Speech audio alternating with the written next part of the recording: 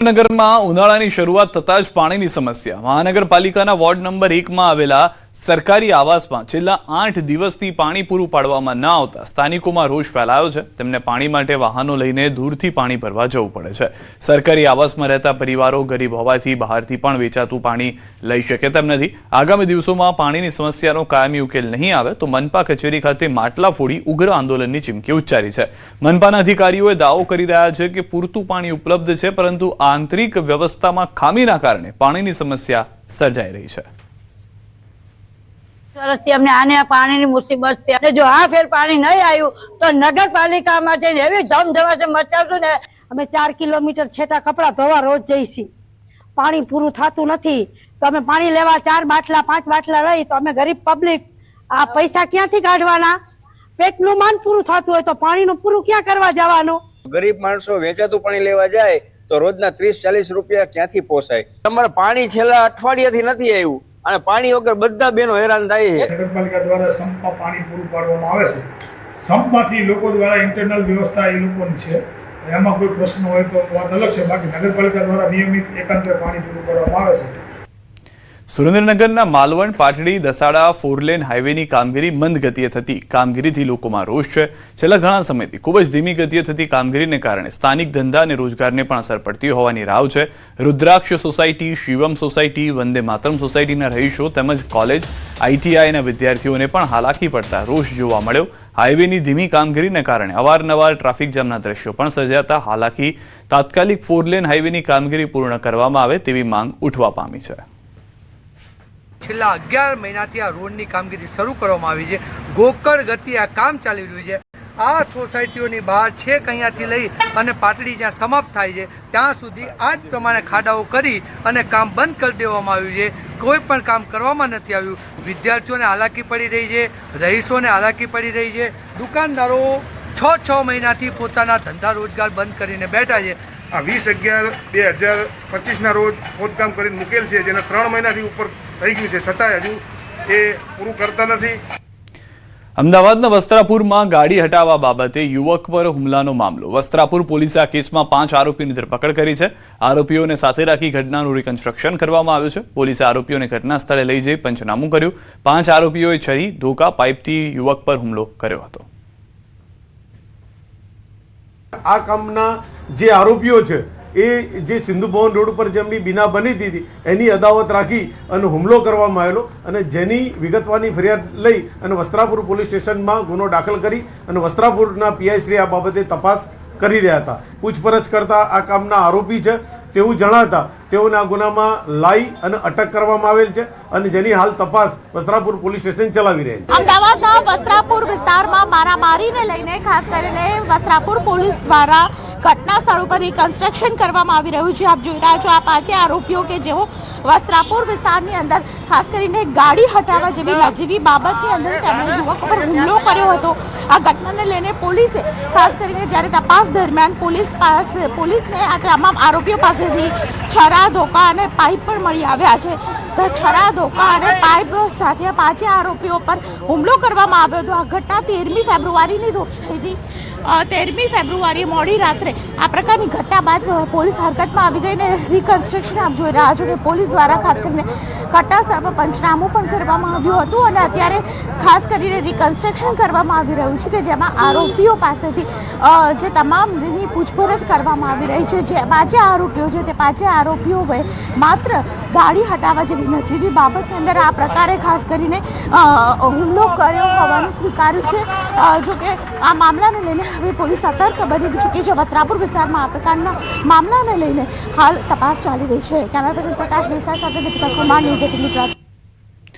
અમદાવાદના સોલા વિસ્તારમાં 2 round firing કેસમાં સોલા પોલીસે 3 આરોપીની ધરપકડ કરી છે। ફરિયાદ મુજબ ગેરકાયદે દેશી કટ્ટાથી ફાયરિંગ કરીને આરોપીઓએ પ્રકાશ દેસાઈને જાનથી મારી નાખવાનો પ્રયાસ કર્યો હતો। ફરિયાદમાં જણાવાયું છે કે આ હુમલો પ્રેમ સંબંધ મામલે પૂર્વ આયોજિત કાવતરું હતું। પોલીસે આરોપી મોન્ટુ દેસાઈ, અંકુર ઠાકોર અને પિન્ટુ નાઈને ભાડજ પાસેથી ઝડપી પાડ્યા છે કે દેશી કટ્ટાથી ફાયરિંગ કરી લાકડીના હથોડાથી આ કામના ફરિયાદીને માર મારેલ, ફરિયાદીને માર મારતા આ કામના આરોપી જે છે અત્યારે અમે જેને એરેસ્ટ કરેલા છે એમની ઓળખીતાની દીકરી સાથે પ્રેમ સંબંધ હોય આ અદાવતથી કામ રાખી અને આ કામના આરોપી જે છે મોન્ટુભાઈ ગેમરભાઈ દેસાઈ અને અન્ય આરોપી છે કુંવરજી જક્ષીભાઈ ઠાકોર અને પિન્ટુભાઈ દેવજીભાઈ ન્યાય, આ ત્રણેય આરોપીને હકીકત આધારે ભાડજ 4 રસ્તાથી હકીકત આધારે સોલા પોલીસ સ્ટેશન તેમને અરવલ્લીમાં બાયડના આંબા ગામમાં વરઘોડા દરમિયાન ડીજે વગાડવા બાબતે કેટલાક શખ્સોએ હુમલો કર્યો હતો. બબાલ દરમિયાન હુમલો કરી પથ્થરમારો કરતા 2 લોકોના માથા ફૂટ્યા હતા. મળતી માહિતી મુજબ ગત 21 ફેબ્રુઆરીના રોજ રાત્રે ગામમાં વરઘોડો નીકળ્યો હતો, ત્યારે ગામના કેટલાક શખ્સોએ ઝઘડો કર્યો હતો. તમે વરઘોડામાં કેમ બીજાનું ડીજે લાવ્યા છો, કઈ ઝઘડો શરૂ કર્યો. ઉશ્કેરાયેલા શખ્સોએ ડીજેના બેનરો ફાડી નાખ્યા હતા અને ડીજેની લાઇટિંગની પણ તોડફોડ કરી હતી. આ દરમિયાન આરોપીઓએ વરઘોડામાં સામેલ લોકો પર પથ્થરમારો શરૂ કરી દીધો, જેમાં 2 યુવકોને માથામાં પથ્થર વાગતા હોસ્પિટલ ખસેડવામાં આવ્યા હતા. બાયડ પોલીસે આંબા ગામે પહોંચી મામલો થાળે પાડ્યો. હાલ પોલીસે 6 શખ્સોની ધરપકડ કરી તપાસ હાથ ધરી છે. મારા બાબાનો વરઘોડો નીકળ્યો હતો, તેમાં અચાનક અજાણ્યા શખ્સોએ આવીને હુમલો કર્યો હતો. તેમાં મારા ભત્રીજાઓ ઉપર જીવલેણ હુમલો કરી પથ્થરથી માર માર્યો અને છૂટા પથ્થર ફેંક્યા હતા. એ લોકોએ અમને યોગ્ય ન્યાય મળે અને આવું બીજી વાર આ લોકો કોઈની જોડે ના કરે તેવી મારી સરકારશ્રીને નમ્ર વિનંતી. મારા ભાઈનો વરઘોડો નીકળ્યો હતો ત્યારે બીજા ડીજે વાળા માણસોએ હુમલો કર્યો અને ડીજે બંધ કરાવ્યું હતું. એમાં અમને સમજાયા, બધા લોકો ભેગા થઈને પણ કીધું કે આવું ના કરો, તો પણ એ લોકો સમજ્યા ના અને પથ્થરમાર ચાલુ કર્યો. 6 થી 7 ઈસમો નામજોગ અને બીજા કંઈ 8 થી 10 માણસોએ એમના જે વરઘોડો છે એના ડીજેના બેનરો ફાડી નાખેલ અને ડીજે ઉપર પથ્થરમારો કરેલ કે આ જે અમારા મરજી મુજબનો કેમ ડીજે મંગાવેલ હતી એ પ્રમાણે પથ્થરમારો કરેલ અને ગાળાગાળી કરેલ અને જાનથી મારી નાખવાની ધમકી આપેલ. એમાં 6 આરોપીઓ પકડવામાં આવેલ છે. તાપીના વાલોડમાં ટ્યુશન સંચાલકે એક તરુણીએ જાતીય સતામણી કર્યાનો એક મામલો સામે આવ્યો છે, જે બાદ ફરિયાદ નોંધાવતા પોલીસે તેની ધરપકડ કરી વરઘોડો કાઢ્યો, જેના પગલે હાલ વિવાદ સર્જાયો. એક તરફ સગીરાના પરિવારે ગંભીર આક્ષેપ કર્યા તો બીજી તરફ અન્ય વિદ્યાર્થીઓ અને વાલીઓ સંચાલકના સમર્થનમાં આવ્યા. આ સમર્થકોએ જિલ્લા પોલીસ અધિક્ષકની કચેરીએ પહોંચી લેખિત રજૂઆત કરી અને કહ્યું હતું કે સંચાલકને ખોટી રીતે ફસાવવામાં આવ્યા છે. હાલ આ મામલે પોલીસે વધુ તપાસ હાથ ધરી છે અને સરને ખોટા કેસમાં ફસાવવામાં આવ્યા છે ને અહીંયા આવેદનપત્ર માટે અમે આવેલા હતા અને સચોટ અને સાચો ન્યાય થાય તેની આશા હું રાખું છું.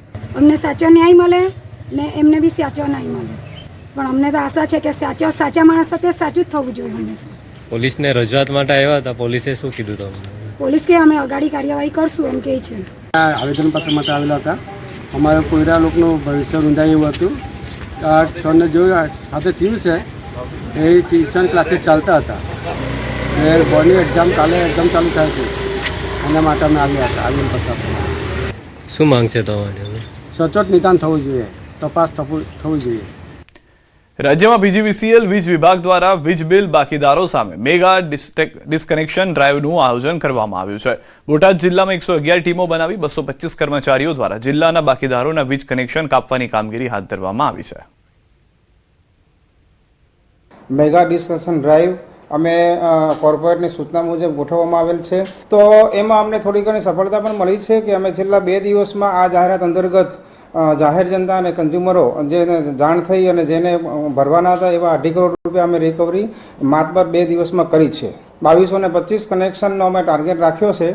તો એ કનેક્શન ટોટલી કપાશે, જે તે નજીકની ઓફિસે જઈ અને પૈસા ભરી શકશે આરસી કનેક્શન સાથે, અને પછી નિયમ પ્રમાણે અમે એનું કનેક્શન પણ ચાલુ કરી આપીશું. રાજકોટ સહિત સમગ્ર સૌરાષ્ટ્ર કચ્છ વિસ્તારમાં આજે પશ્ચિમ ગુજરાત વીજ કંપની લિમિટેડ દ્વારા મેગા ડિસ્કનેક્શન ડ્રાઈવ હાથ ધરવામાં આવી છે. ડિસ્કનેક્શન ડે તરીકે ઓળખાતી આ કાર્યવાહી અંતર્ગત 2 અથવા વધુ વીજ બિલ બાકી ધરાવતા ગ્રાહકોના વીજ જોડાણ કાપવાની કામગીરી શરૂ કરાઈ છે. રાજકોટની સૂચના મુજબ આજે PGVCLની તમામ પેટા ઉપયોગી કચેરીઓમાં મેગા ડિસ્કનેક્શન ડ્રાઈવનું આયોજન કરવામાં આવેલ છે.